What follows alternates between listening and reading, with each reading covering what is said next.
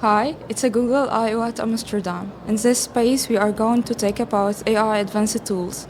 Here is my friend Gus. May you please introduce yourself? Sure, of course. Hi, everyone. My name is Gus. I work as developer advocate on the Google AI team. My goal is to help developers all around the world to use Google AI technology the best way possible and try to give some guidance, help, answer questions, basically that. Okay, thank you. So, what is AI, or when I say it's an AI tool? That's a good question. So, when we talk about AI, we talk about a field in computer science that tries to make programs, machines, make decisions based on past data, something like that, right? It's not that exactly meaning. I hope the computer science expert don't come after me, but it's not exactly that. But the idea is you create code that understands data. That's the idea. And when we talk about a tool, is something that can help you use AI into something. So it materializes the idea, right? So when we talk about TensorFlow, for example, TensorFlow is a AI framework, AI tool for you to create models, train models. So that's basically the idea. Okay, thank you. I say it's an AI when it processes data much faster or better than human, less expensive or totally free. So here I am, I'm Noha Jadu, Google DSC lead, woman Maker ambassador and Hawaii ICT ambassador. I'm 20 years. In this podcast, we go through the dawn of AI, the power of AI, and some examples of our AI advanced tools. The dawn of AI, the world was changing, and with that came the dawn of new era, the era of AI. Started from self-driving cars to medical diagnostics. The power of AI, that the technology continued to evolve, so did its capabilities. AI could learn, adapt, and even think for itself. It could process data much faster or better than human. It could identify patterns that is invisible to naked human eyes, perform tasks that are difficult or dangerous to human. So the capabilities were endless, and the world was ready to explore them. We are going to the AI advanced tools. We will start with Browse AI. This tool you use to extract or monitor data from websites. So if you want to extract data from website, you have to download it as a browser extension. Then click on Build the Robot. You have to paste the website. Go to the website, select 3 items, some pictures and its name. It will ask you to name the spreadsheet and how many rows do you need.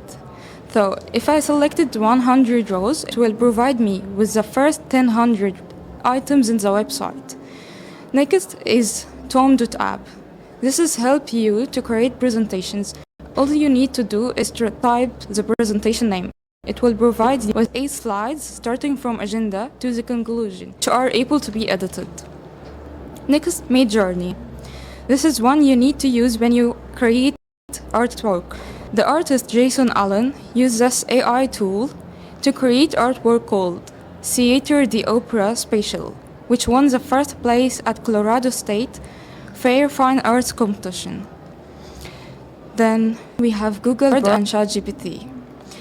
Google Bard and ChatGPT, you can use them to summarize some books, answer questions, or may help you to build your projects.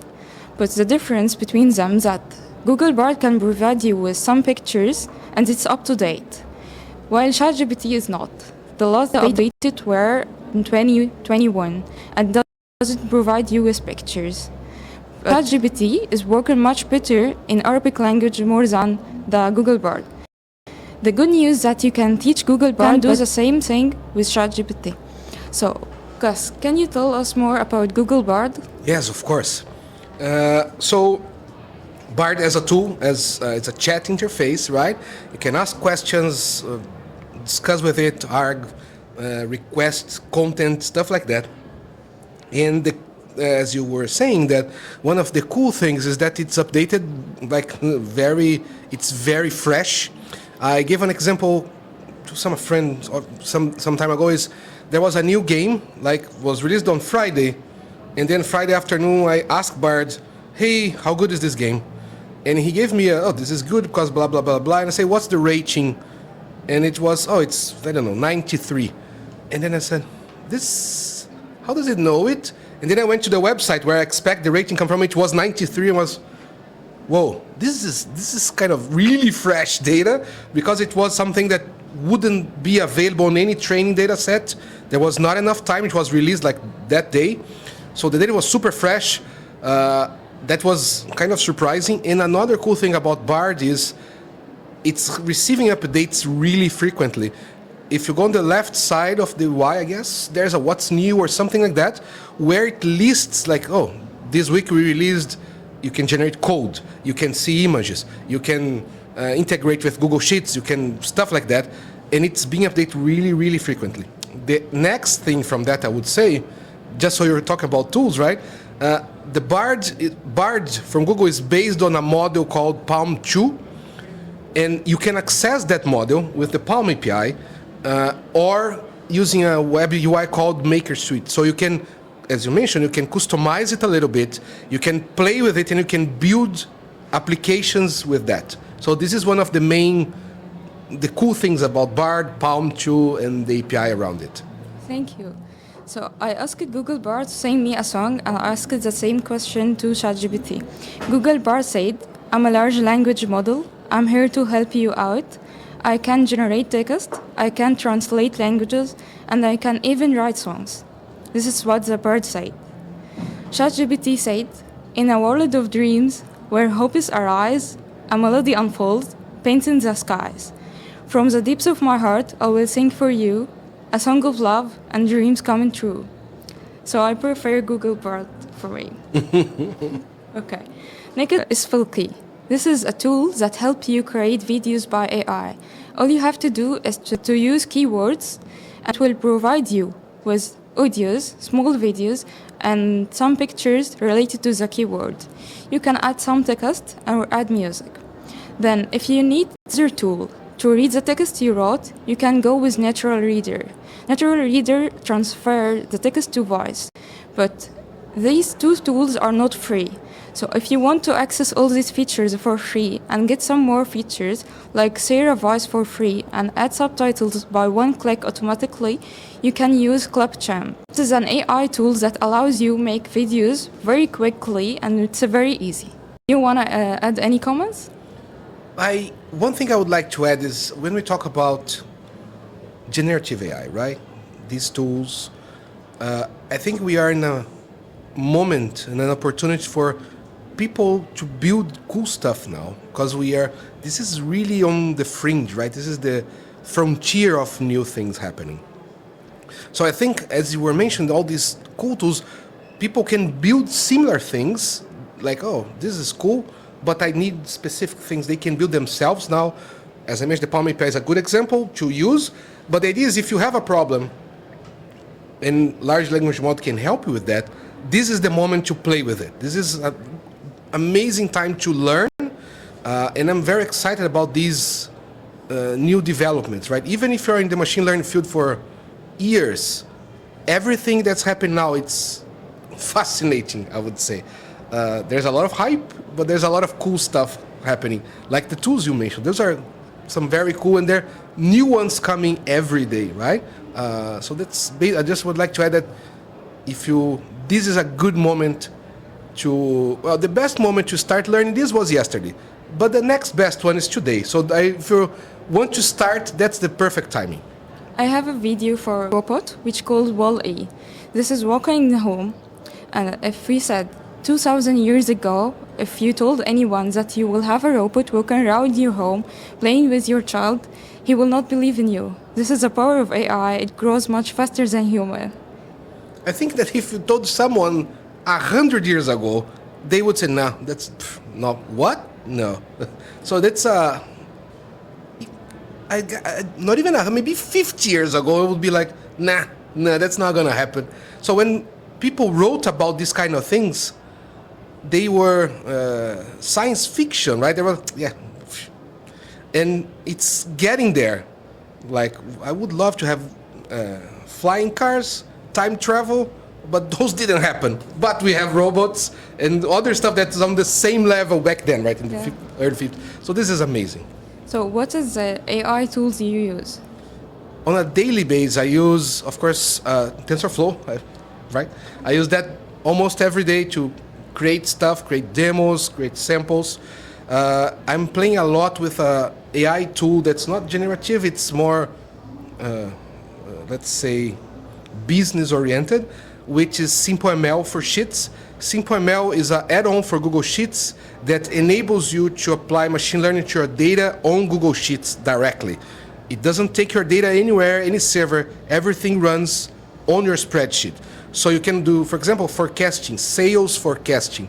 It's you open the tool, one click, forecast. That's it. You don't need to do anything to get some results. So this is something I use very frequently. It's one of the products I talk about, so I use to learn, to create new ideas. Another tool that's not exactly AI-oriented that I use every day, it's Colab. I guess I'm old, so I don't like installing stuff, packages. I don't want to worry about that. So I go to Colab, open, and I start from there every time. I have many Colab tabs open, and everything I do there. So it's not exactly an AI tool, yeah, but it's so much easier for me to just let me create what I need here, and then I can come back and just help you create models, AI models. Yeah, I can create models there. I can do all kinds of stuff. Even sometimes I'm just coding in Python. I do on Colab because then it's there. It's easy. I don't need to worry about versions and anything of that. So this is another thing. Another tool that I use every day. I use Bard. I use very frequently. Like sometimes just for curiosity, let's say, oh, what Bard would say here? And then, oh, nice. Oh, sometimes I was studying something, and then I asked, hey, Bard, can you summarize this concept in 10 bullet points? And then I, of course, summarized 10 bullet points, and then I went one by one validating, because sometimes large language models can hallucinate. And just doing that, I learned a lot, because I have to, okay, this point, read Wikipedia. Oh yeah, that's correct. Another point, yeah, reference in a book. So you learn by even validating something, right? So I use that a lot. Other AI tool I use. I guess those are I use those every day. Oh, I use Google Cloud, all the tools there because I build stuff. But it's it's fascinating. It's something that I really like doing, and I use these tools, I guess, every day. It's maybe I should do other fun stuff, right? Yeah, I used to summarize all my university books for finals using these AI tools. How was the result?